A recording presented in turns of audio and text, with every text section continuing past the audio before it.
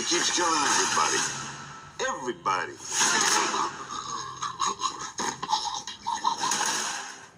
Hello everybody, welcome back to Screenstars. I'm here today to bring you my review for the 2023 action comedy, The Retirement Plan. The film is written and directed by Tim Brown and it stars Nicolas Cage, Ashley Greene, Ron Perlman, Jackie Earle Haley, Ernie Hudson and Grace Byers.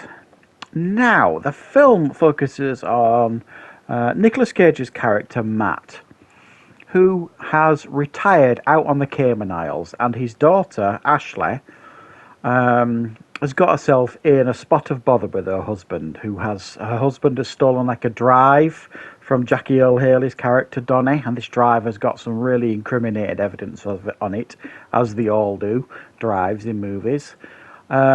And she sends this drive with her young daughter over to the Cayman Isles with Nicolas Cage. However, the gangsters are not having any of it, and many of them head out to the Cayman Isles to try and get this drive back. However, what they don't count on is the fact that Nicolas Cage is in actual fact a retired assassin, and he's more than a handful for these henchmen that are heading out to get this drive back. Right, what are my thoughts on The Retirement Plan?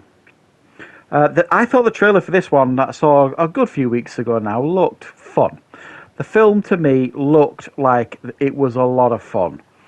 I didn't expect this film to be anything massively special. I just hoped that I was going to be entertained by watching it. And do you know what? I absolutely was. I'm absolutely loving this resurgence in Nicolas Cage's career. I think it's absolutely brilliant. His performances are brilliant. You know, he's gone up a level now in regards to the films he's doing compared to, 2 or 3 years ago. And I really am enjoying everything he's putting out this last couple of years. It's been great stuff. Now this one, in regards to the quality of film that he's been putting out in the last, couple of years, is not near the top. It's certainly not as good as, some of his others. My favourite film of his that he did, obviously last year, was Unbearable Weight of Massive Talent, which was an action comedy, a really fun and unique action comedy. This isn't in the same league as that, but it is a perfectly suitable and entertaining film with some fun performances. It just, I think, leans far too heavily in some of the tropes that you see in these type of action films. A drive with, information on that everybody's chasing down. The retired ex-assassin who's everybody thinks over the hill.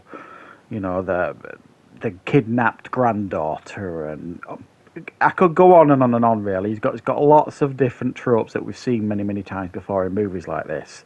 But it doesn't change the fact that it's not highly entertaining stuff. The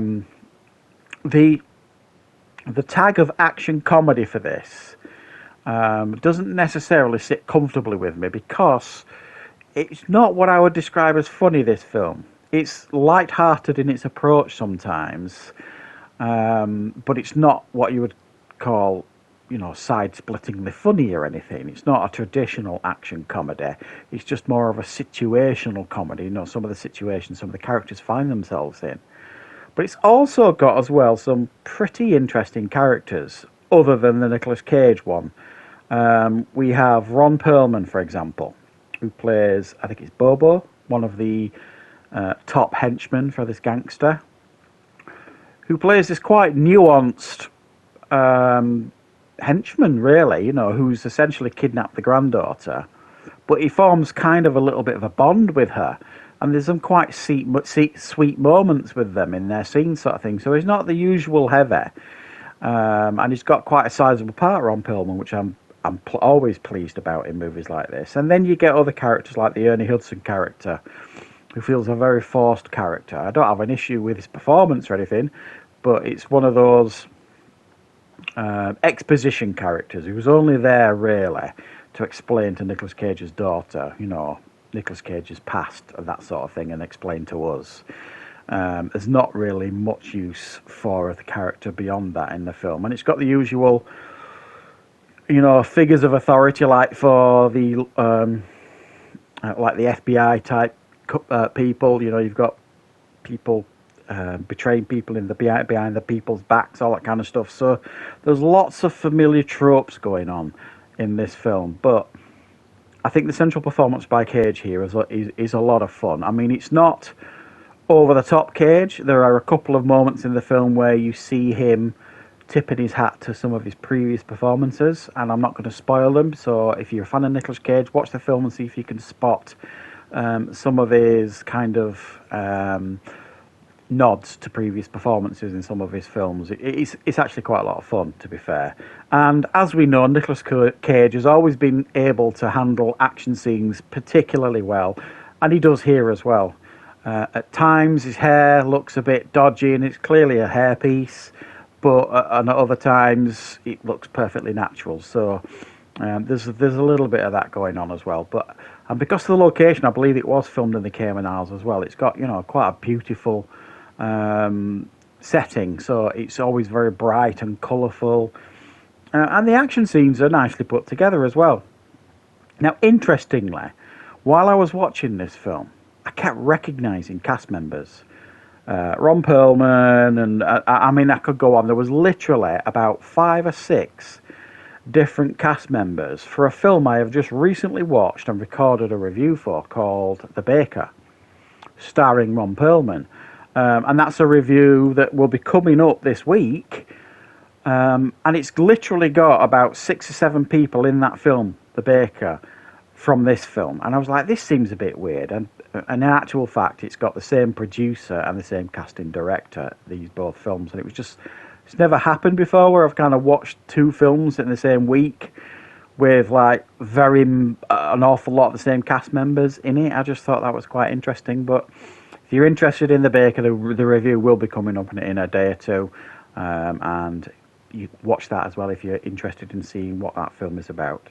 But yeah, I have to say, if you're a fan of Nicolas Cage, you're not going to be disappointed here. It is a lot of fun to watch for the most part. It's not right up there with his best action comedies or even his best action films or even his best films in the last couple of years. But it's a film that you'll come away with and you won't necessarily feel massively disappointed. It's got a good cast, a good ensemble cast. It's you know, competently made, and it's very beautiful and colourful. So yeah, I quite enjoyed this, if I'm going to be honest. It's quite dispensable. You can kind of throw it away sort of thing. It's not a film that's massively memorable or anything like that, but it's certainly entertaining for what it is. So I hope you enjoyed checking me out for this review. If you enjoyed the review, please click the like button. If you're new to the channel, please consider subscribing, and I will of course be back with plenty more reviews and content on the channel very, very soon.